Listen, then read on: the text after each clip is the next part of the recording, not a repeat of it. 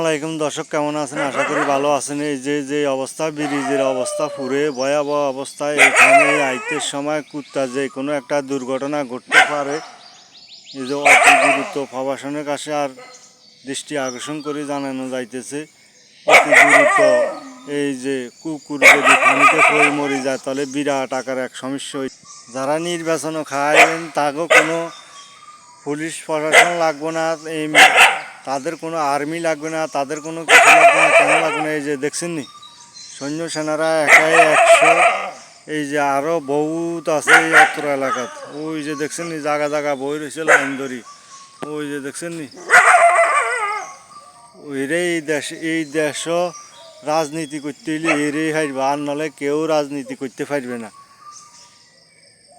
যদি কোনো একটা দুর্ঘটনা ঘটে এই ব্রিজের কারণে, এই যে কোনো দুর্ঘটনা ঘটলে এই কুকুর মারা গেলে আসলে এলাকার মধ্যে চোর বহুত ভয় আছে। দেখছেন তারা এখন লেজ লাই খালি অজ্ঞা কি ভেজাল বাজাইছে আছে। এই যে ওনাকে পরিস্থিতি দেখেন, কি অবস্থা। সৈন্য রাজনীতির এই বাজে খাওয়া গেছে। দেখছেন নি অবস্থা করে।